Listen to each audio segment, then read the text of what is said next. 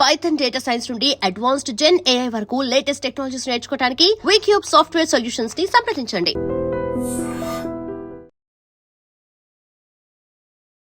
నమస్కారం, welcome to I dream. ధర్మ మార్గం విత్ విజిత కార్యక్రమానికి స్వాగతం.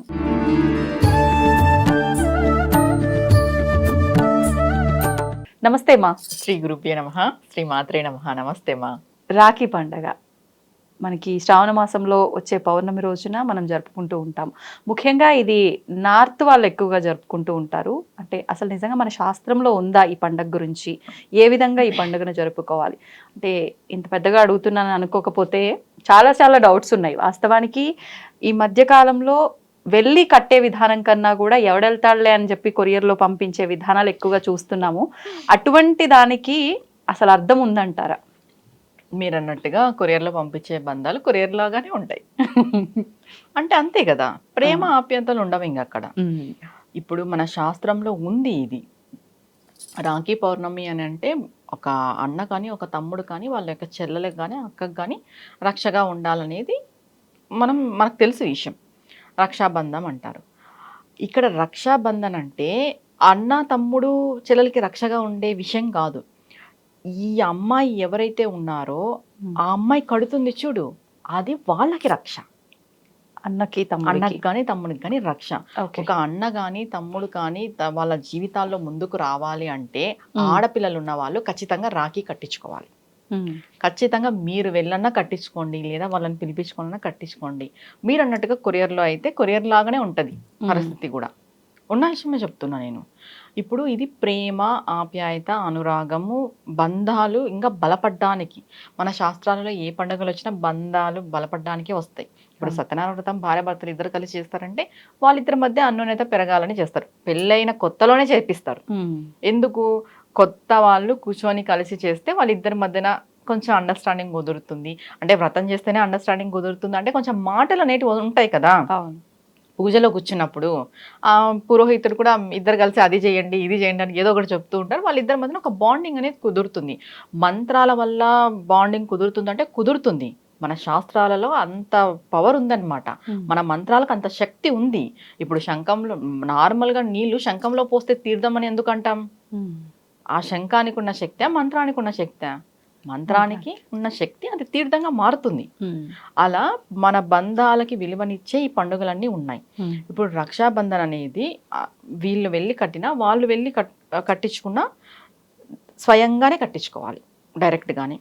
కట్టినప్పుడు ఈ అమ్మాయి ఎవరైతే ఉన్నారో నా అన్న కానీ నా తమ్ముడు కానీ వృద్ధిలోకి రావాలి అనే మనస్తత్వంతోనే కట్టాలి తప్ప ఇప్పుడు కట్టిన తర్వాత మా అన్న ఏ చీర పెడతాడు, నాకు ఏ గిఫ్ట్ ఇస్తాడు, మొబైల్ కొనిస్తాడా, డబ్బులు ఇస్తాడా, పట్టు చీర పెడతాడా అయిపోయింది ఇలా అంటే ఆలోచన చేయకూడదు.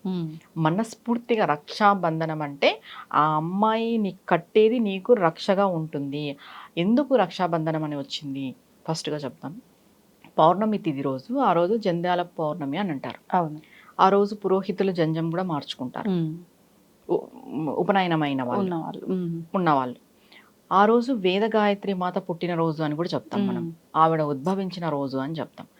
వేద గాయత్రి మాత ఉద్భవించిన రోజు అని అంటే ప్రకృతిలో ఎంత శక్తి ఉంటుంది చెప్పు. ఈ పౌర్ణమి రోజు ప్రతి ఒక్క స్త్రీ పరాశక్తితో సమానమే. ప్రతి ఒక్క స్త్రీలోనూ దేవత యొక్క శక్తి ఉంటుంది. అందరు ఏం చేస్తారు, రాఖీ కడతారు అన్నకు కానీ తమ్ముడికి కానీ. అన్నకు అనుకుందాం, ఈ అమ్మాయి పోయి వాళ్ళన్న కాళ్ళు మొక్కుతుంది, తప్పు అది.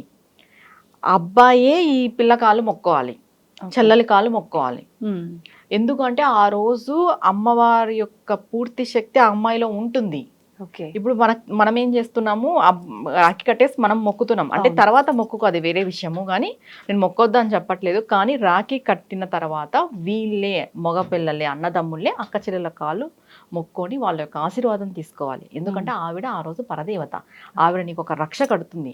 ఇంకొకటి ఈ రాఖీ కట్టేటప్పుడు కూడా మంచి మనసుతో, ఇప్పుడు రక్షాబంధన స్తోత్రం శ్లోకం చెప్పకపోయినా కూడా రక్ష రక్ష అని ఒక 3 సార్లు మనసులో అనుకొని నేను కడుతున్నది మా అన్నకి రక్షగా ఉండాలి, మా బంధానికి కూడా ఈ రక్ష మమ్మల్ని కాపాడుతూ ఉండాలి, మా బంధం ఎప్పుడు ఇలానే ఉండాలి, మా అన్న అంచెలంచెలుగా ఎదగాలి, అన్నదమ్ములు ఎవరైతే ఉన్నారో వాళ్ళు బాగుండాలి, వాళ్ళు బాగుంటే మేము బాగుంటామనే ఆలోచన ఉండాలి తప్ప అన్నదమ్ములు చెడిపోవాలి, అన్నదమ్ముల గురించి మనం తక్కువగా చేసి మాట్లాడడం కానీ ఇలాంటివన్నీ చేయకూడదు. చేస్తే మీ రక్త సంబంధాన్ని మీరు నిందించుకున్న వాళ్ళు అవుతారు. చాలామందికి బ్రదర్స్ అండ్ సిస్టర్స్కి మంచి అండర్స్టాండింగ్ లేదు ఇప్పుడున్న కాలంలో. అందరూ బాగా కమర్షియల్ అయిపోయినారు. అలా కమర్షియల్ కాకోకున్నట్టు ఈ రాఖీ పౌర్ణమి మీకు ఏమైనా గొడవలు ఉన్నాయి, ఈ రాఖీ పౌర్ణమి రోజు కలుసుకోండి. కలుసుకొని మీ అన్నను ఒక 4 తిట్లు తిట్టి అలా కాదు ఇలా, మీ తమ్ముడిని ఒక 4 తిట్టి అలా, లేదా మీ అక్క వాళ్ళకి మీరే వెళ్ళండి, మగవాళ్ళు తగ్గండి. మీ అక్క చెల్లెల ముందు తగ్గితే ఏం నష్టం లేదు. ఆ అమ్మాయిలకు కొంచెం కోపం ఉంటుంది. అండ్ నెక్స్ట్ వాళ్ళ అత్తగారింటికి పోయింటారు కాబట్టి ఇంకా ఎక్కువ ఉంటుంది. అంటే నేనేం ఆ ఇంట్లో లేను, నన్ను వచ్చినప్పుడు చూసుకోడు, పలకరించడు, ఇవన్నీ ఆడపిల్లలు మనసులో పెట్టుకొని బాధపడకూడదు. మీరే వెళ్ళండి, అన్నదమ్ములే తగ్గి మీ ఆడపిల్లల చేత కట్టించుకోండి. ఇంకొకటి, మీ ఆడపిల్లలకి మాత్రమే మీరు రక్షగా ఉండడం కాదు, సొసైటీలో ఉన్న ఏ ఆడపిల్లలకైనా కూడా మీరు రక్షగా ఉండాలి. అంటే మీ చెల్లెల్ని మాత్రం మీరు సేఫ్గా చూసుకుంటారు, మీ చెల్లెల్ని మాత్రం మీరు రక్షణ చేస్తారు, పక్కింటోడి చెల్లెల్ని ఎదురింటోడి చెల్లెల్ని టీజ్ చేస్తారు. అది తప్పు కదా. చెల్లెలు అన్నాక అంత చెల్లెల్లాగే చూడాలి. అంటే చెల్లెల్లాగా చూడకపోయినా రెస్పెక్ట్ ఉండాలి, స్త్రీకి రెస్పెక్ట్ ఇవ్వండి. ఈ రక్షాబంధనం కట్టించుకునే ఇంకోటి, దీంట్లో సొంతం వాళ్ళే కట్టాలా, బయట వాళ్ళు కట్టకూడదు, ఎవరైనా కట్టచ్చు. ఆ రోజు మనం రక్షాబంధనం కడుతున్నాము అని అంటే వాళ్ళకి రక్షగా ఉండాలి. వాళ్ళ జీవితంలో ఎటువంటి ఆటంకాలు ఉన్నా కూడా వాటిని అధిగమించి ముందుకు పోవాలి. మనం కట్టిన ఒక తాడు, రాఖీ ఏదైనా కానీ వాళ్ళకి రక్షగా ఆ రోజు పనిచేస్తుంది. దాన్ని అది రక్షాబంధనం అన్నారు. వాళ్ళు ఇంకొకటి, అన్నా చెల్లెల యొక్క బంధానికి ఒక రోజు, ఒక పండుగ. ఈ రిటర్న్ గిఫ్ట్స్ దాని గురించి ఎక్కువ ఆలోచించుకోకున్నట్టు మీ అన్న స్తోమత తగ్గట్టు మీకు ఏమిస్తే అది మీరు కూడా మనస్ఫూర్తిగా స్వీకరించండి. ఇంకొకటి, ఇంటికి వచ్చిన ఆడపిల్లలకి ఆ రోజు పసుపు కుంకుమ, మీకు స్తోమత ఉంటే బట్టలు పెట్టండి, లేదు అంటే పసుపు కుంకుమలు ఇచ్చి వాళ్ళు కొంచెం మనశ్శాంతిగా తృప్తి చెందేలాగా చేసి పంపించండి. ఎవరు కూడా ఆడపిల్లల్ని ఇబ్బంది పెట్టద్దు.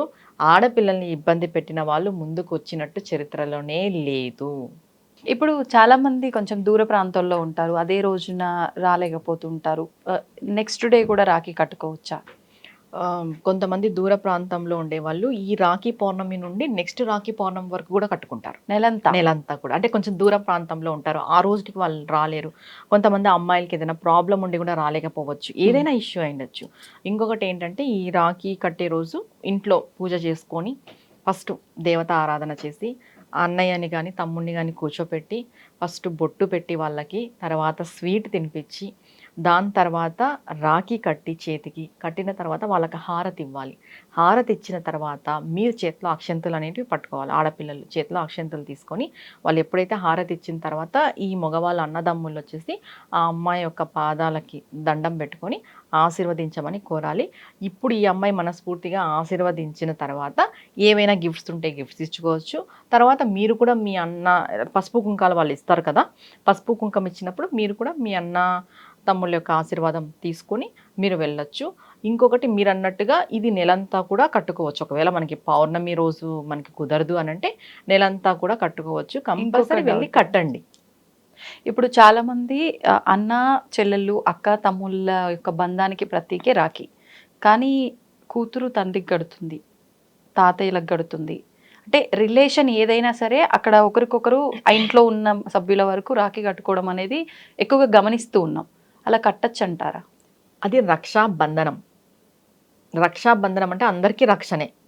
ఇప్పుడు కొంతమంది ఆడపిల్లలకి అన్నదమ్ముళ్ళు ఉండరు, వాళ్ళకి కట్టాలని ఒక ఇది ఉంటుంది. చిన్నపిల్లలు ఉంటారు ఇంట్లో, కట్టాలని ఒక కోరిక ఉంటుంది. ఇప్పుడు మగపిల్లలు ఉంటారు, వాళ్ళకి చెల్లెళ్ళు ఉండరు. మగపిల్లలకి ఏం చేస్తుంది, తల్లినే కడుతుంది. ఆల్మోస్ట్ మనం చూస్తుంటాం, నా కొడుకు బాధపడకూడదు, ఇబ్బంది పడకూడదు అనే ఒక విషయంలో బాధపడకూడదు అంటే తల్లినో ఎవరో ఒకరు కడతారు. అది రక్షాబంధనం అంటాం. అది రక్షగా కట్టేది. అది కట్టుకున్నంత మాత్రాన, కట్టినంత మాత్రాన ఏమీ కాదు. ఇంకా నార్త్ ఇండియన్స్ అయితే భార్య భర్తలు కూడా కట్టుకుంటారు.